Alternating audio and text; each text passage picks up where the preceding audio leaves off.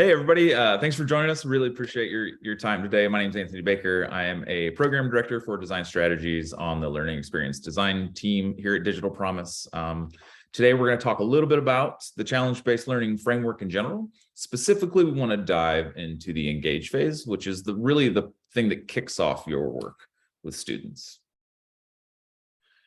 And so to talk briefly about challenge-based learning is similar in structure and goals to problem-based learning. I think the key to think about with challenge-based learning is that what we want students doing is problem solving within their community around things that are important to them and the people that they live with and around, right? So it's problem-based learning that is specifically focused on solving problems within student communities. And so the phases and the activities within a challenge-based learning sequence are really focused on getting students engaged with the people around them and with themselves and asking a lot of questions. So the engage phase, there's three phases essentially, right? The engage phase is where students start to formulate the problems that they want to work around. They begin to reach out to people in their community and learn more about the struggles that they might be having around a particular topic. It's really where they build the call to action. What is it that I want to do, right? And so once you get out of the engage phase, then you go to an investigate phase. And an investigate phase is where there's an opportunity for students to dig deeper and for them to learn more things about that problem so that they can then eventually build themselves a solution to the challenge. But the investigate phase comes after they've engaged with the problem a little bit, defined their call to action. Investigate, they learn more about it. And act is really where the solution begins to be developed and delivered. So one thing I do just want to say right off the bat is that though this looks like a cycle, oftentimes the arrow can point in both directions. So you might start with a particular call to action and begin to investigate it, and then realize that your investigations are leading you back to a different question, right? A different essential question. And that's totally fine. I think flexibility is definitely the name of the game here and something you should keep in mind when working with your students on these things, and especially in the act phase. Oftentimes you'll come up with a solution for a particular problem and realize that it's not going to work and need to go back to the investigate phase and learn more about it. And I think that's definitely something you should lean into when you have the opportunity to with students. It's going to build some perseverance. It's going to help them understand that in the real world, rarely do we solve our problems in the very first try. So let's dive a little deeper into the engage phase itself. So the engage phase, you're starting with kind of a larger abstract concept we call the big idea. And that big idea gets changed into a concrete, actionable challenge through this process of essential questioning. So at the beginning of the engage phase, you're going to have kind of an abstract concept to work with. And at the end of the engage phase, you're going to have a call to action, something that students can dig into. So the first thing that you want to do in the engage phase is you want to identify a big idea. And again, a big idea is kind of a broad theme. It's a concept. It can be explored in multiple ways. And it's important to you. And when we say you, that could be students, right? You and the larger community. So big ideas aren't really specific topics. They're more broad. So some of the places where I've worked with school districts and educators doing challenge-based learning, oftentimes, these big ideas are things like kindness or helping our friends, right? Or healthy communication with our parents. They're big, broad ideas. And so there's lots of ways to address problems that might come from them. So the second part of the engage phase is what we call essential questioning. And that doesn't necessarily mean we write down 15 questions about it. It's an opportunity for students to kind of contextualize their problems and personalize the big idea, figure out why it's important to them, figure out why it's important to the people that they live with.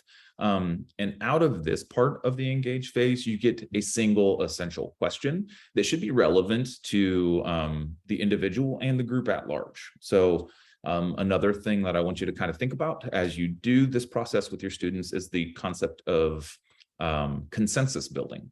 So building consensus with students, both individually and across your entire classroom. If there's a classroom or a particular group of students that you want to engage in this work, consensus building is going to be really important for that. And then the last part of the engage phase is where we take those essential questions. We come up with one single essential question, and we turn that into a call to action, or what we call the challenge. And that challenge, it kind of asks students to learn deeply about a particular issue at hand and to develop a solution to it. And the key here for our challenges is that they should be immediate and they should be actionable. So when we're talking about challenges, we want something that's really feasible for students to be able to achieve. So what we don't want out of this is to say, by 2027, there will be 25% less cars on the road. That's not immediate for students, and it's not really actionable for students. It's not within their personal purview, right? So there's a lot of really complex issues at hand there. We want something more immediate and actionable. And so in that case, a challenge might be more like, help reduce the amount of pollution causing vehicles on the road. And so there's lots of ways to solve that challenge too. There's not just one. So when you're thinking about challenges and framing it for students, make sure it's immediate, make sure it's actionable. Just want to call out a tool for you. So this tool is in the resources. You'll see it referenced to in the facilitator guide as well. And it's called the Challenge Builder. Now you're going to see me talk about several different activities you could do in the engage phase. This has those listed here. You can't possibly do all of them. There's too many potential ways to do this stuff. This is a way for you to think about, what would I do with my students to get them going in the engage phase? The one that I do think you should focus on primarily is this discuss activity. So thinking about how you can generate classroom discussions, that's really going to be key for both you to help facilitate, but for your students to get comfortable with the idea of, talking about the things that they're interested in, both with you and with the community and with their colleagues in the classroom. But also coming to disagree, agreeing or disagreeing, all of those things are functions of discussion. And so that's one I think you should probably focus on, at least to be successful. That's one you'll want to cultivate some classroom discussion skills or strategies or norms for students. Those are all really important. So as you go to the resources, you can look for this challenge builder, and this will just help you kind of think about, like, what are the activities I want to do in the engage phase? How might I do them in particular order? What's this big idea that I think I want students to work with? And so there is a lot of flexibility here. I would say if you want your students to generate the big idea, that's something you could do. But it also might be something that you can tie to your particular context or something your school or community wants to achieve. I did want to call out a couple of the submissions from the previous round of work.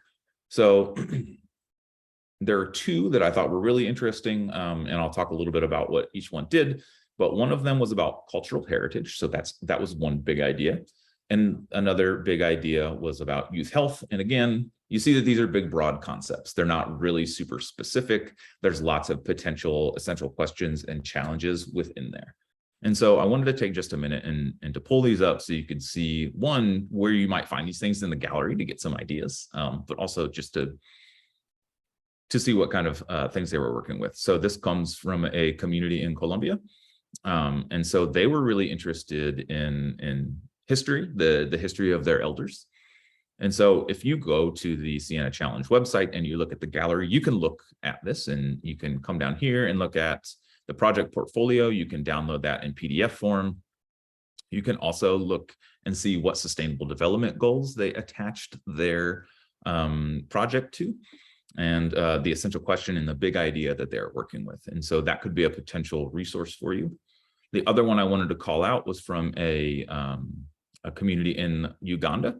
And so they worked on youth health, trying to figure out how they can protect youth against drug abuse. And again, feel free to travel here, download the PDF, look at the SDGs that they're tied to, their essential questions and things.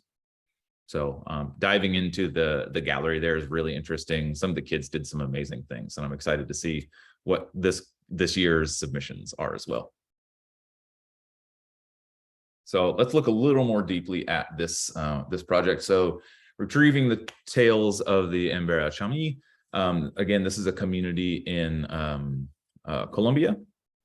And so their big idea was cultural heritage or community. And their essential question, the thing that students were trying to answer with and built a challenge around, was how can the young people of this community retrieve the tales of their ancestors?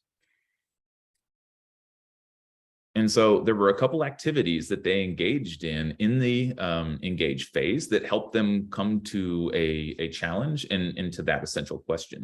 The first thing that they did was they did some noticing. So they noticed that young people in their community were really attracted to city culture and social media in particular, right? So they did some noticing in the engage phase. They also did some listening in the engage phase, and they connected to the people in their community, and in particular the elders, and were able to hear stories there that they knew weren't being transmitted to the rest of their community.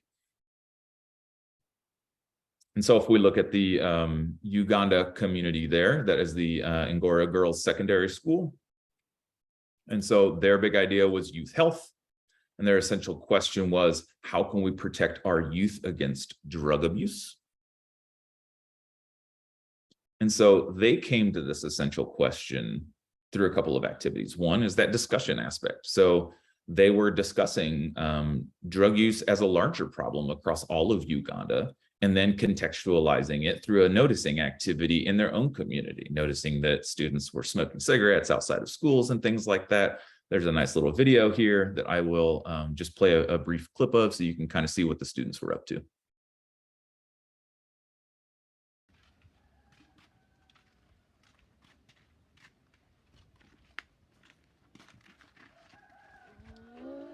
Okay, my fellow teenagers, what makes you to smoke? Just like no stress. To pass time. To pass time? Yeah. But seriously, as me, a champion of Ciena challenges, I'm working with the problem of teenage pregnancy, as it has affected most of the teenagers in our community.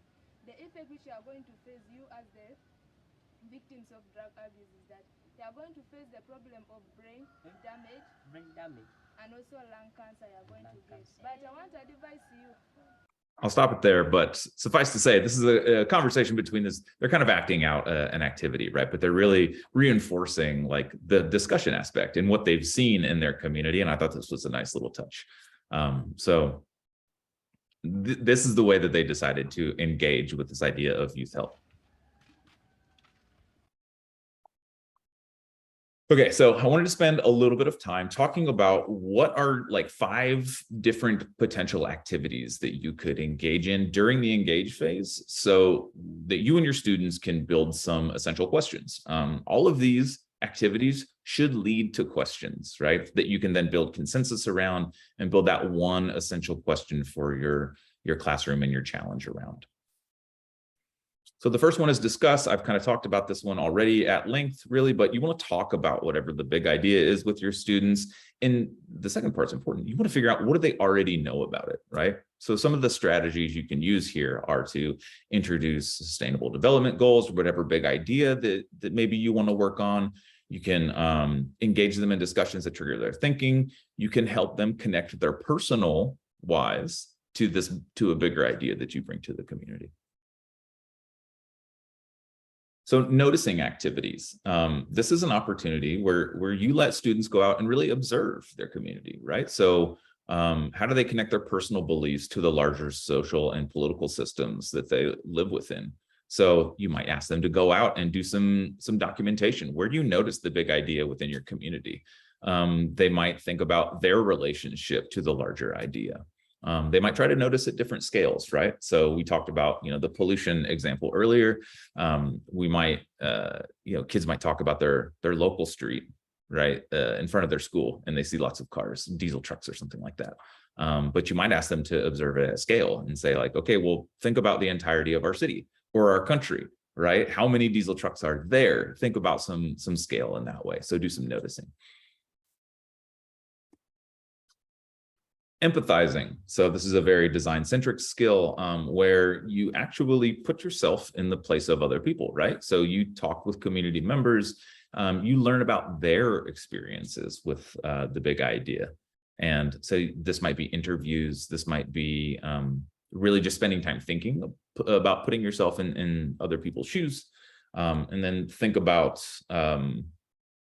how other people might feel if they feel different or the same as the students do. So connecting is another potential opportunity for kids to engage with things. So make connections with others in the community around or around the world, if that's possible, with people who are working on the same big idea. So learn about what other people are doing around pollution from diesel vehicles. Learn about what other people are doing around youth health. So find some partnerships, go out to connect to community organizations that might be working on in the Ugandan example, like preventing youth drug use. So you might connect with them and really have an opportunity to learn there.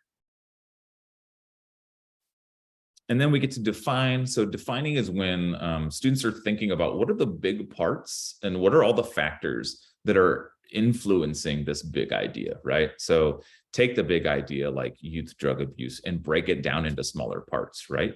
That might be things like people don't have jobs to work at to keep them busy. There have been, lots of depression in our community recently because of XYZ, right? So there's lots of potential influences for this big idea, and defining is really about identifying the parts of the larger system. All right, so I'm going to take just a quick breather, and then we'll actually try to workshop this a little bit from A to B. And I would remind you, if you have some questions, feel free to drop them in the chat. I see one in the Q&A currently, and we'll see where we get. Okay, so let's put ourselves in a student and teacher shoes. And when I say teacher, I do realize and want to say that there's not necessarily classroom teachers, right? You folks could be anybody in a community and run this project. You don't have to be an educator. You should just be working with youths, right? So you could be a librarian, you could be a community organizer of some sort. I just speak for myself as being a teacher. This is the context that I'm familiar with. But yeah, please encourage all of you, both yourselves and your community members who might be interested, to participate in this work. So let's get from a big idea to an essential question. Let's start with this big idea of safety.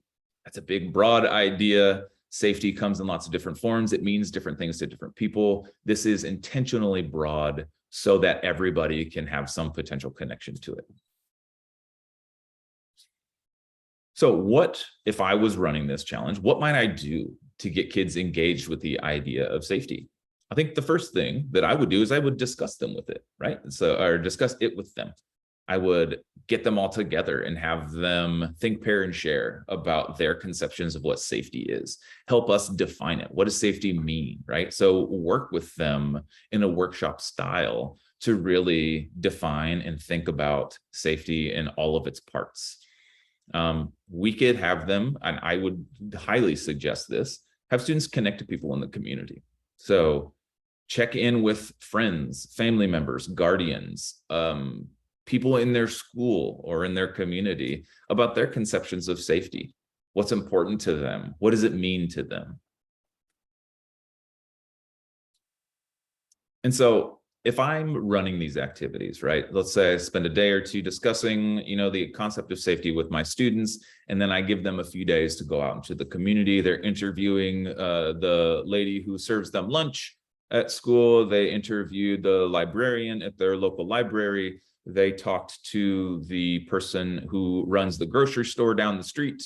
They talked to their grandmother about safety, right? So I might expect them to come back with some notes so that they can talk to me, right? And I would say, okay, well, everybody, let's share out our ideas, right? Let's discuss what everybody heard.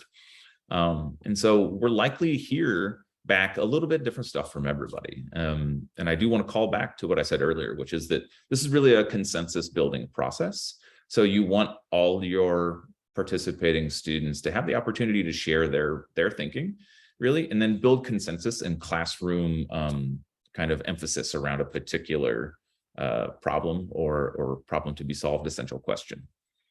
So they might end up with some questions about, okay, well, who really in our community needs improved safety or more safety or less safety?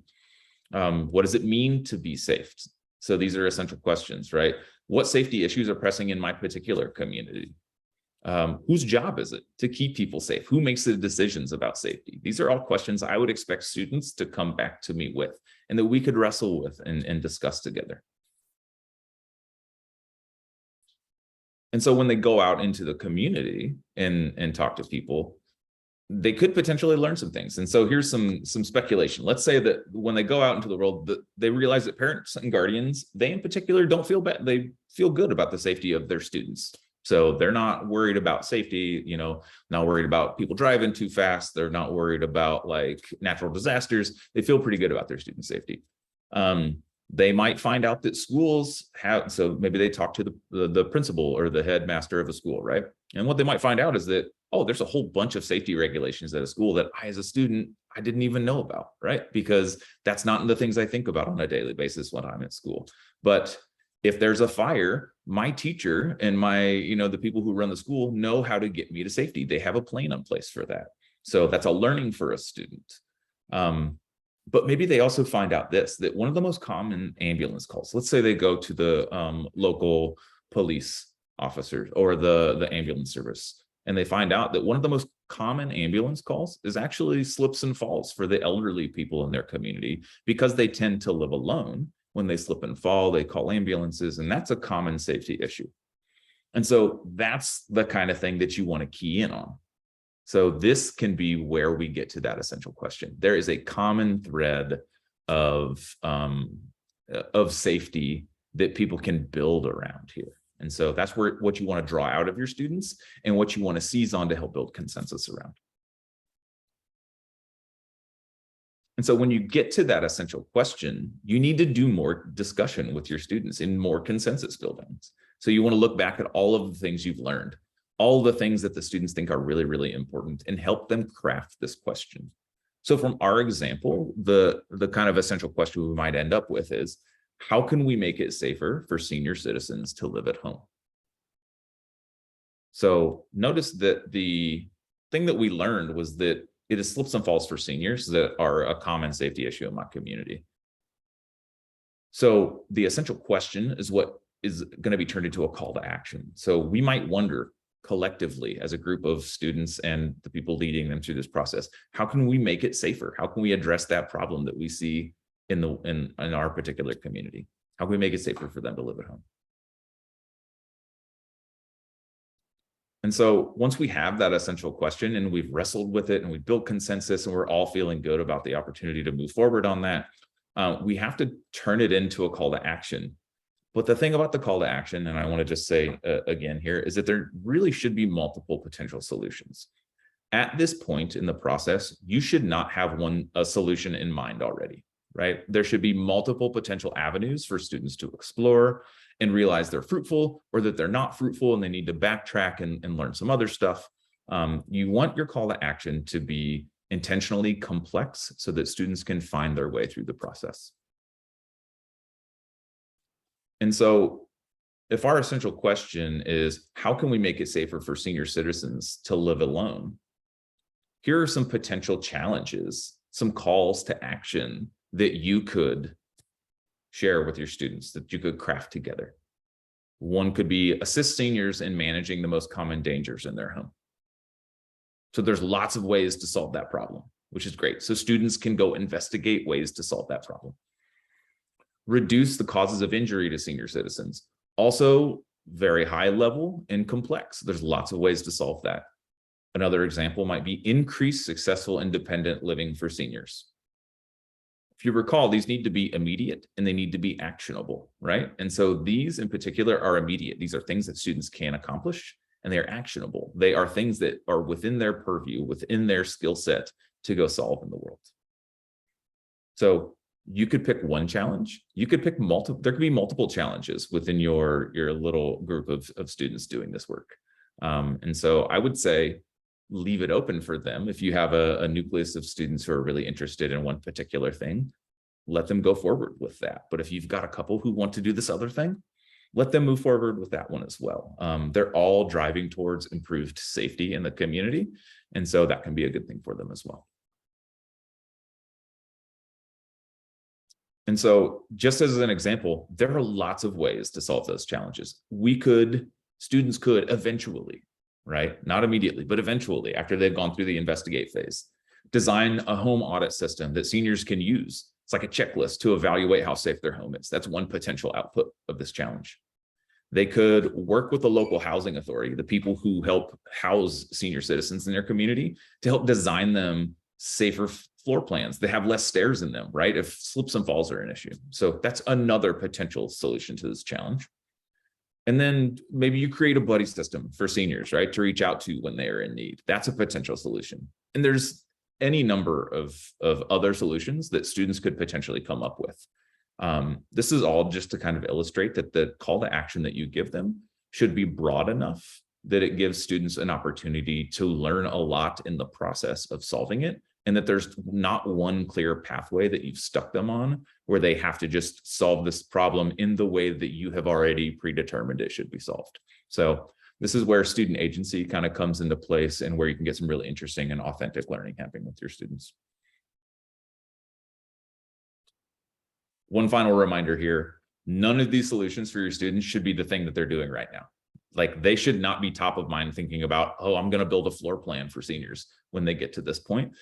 They need to investigate those problems before those solutions get drafted and developed, because there's a lot of learning that has to happen before they can get to the problem solving part. So I did want to call out just a couple other resources for you. So for the engage phase, there are some synthesis documents that will help your students kind of make sense of what they've done in the engage phase. One of them is the activity synthesis, and then an overall synthesis. And so you can find those in the resources for the Ciena Solutions, which I believe, Carissa, you're dropping links in there, which is great.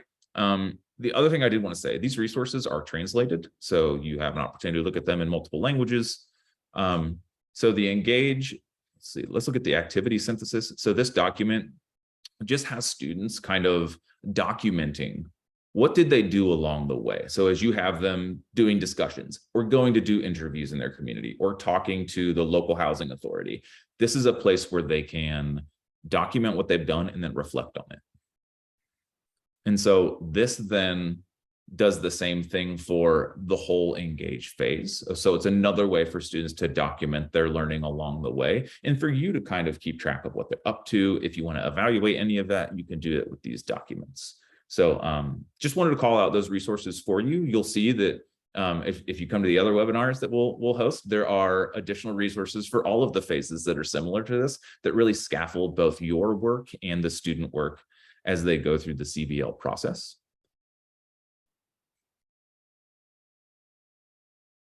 And so I did share that library, just a quick look at it, the resource library here. So there's lots of stuff in here that's really great. I did want to call out the language filters. We do have English, Spanish, and French. And as Carissa said, we have multiple languages for the, I believe, is it facilitator's guide now, Carissa? Yeah. So that's in multiple languages now. These are in these 3 languages. But what's great is you can filter by the resource type. Is it an engage thing? Is it an action pathway thing? You can also, is it for educators? Is it for students? Challenge phase, what part of it are you in? Anything that's related to the engage phase you can find by filtering on the side. So that's a really helpful place for you to go to look for support.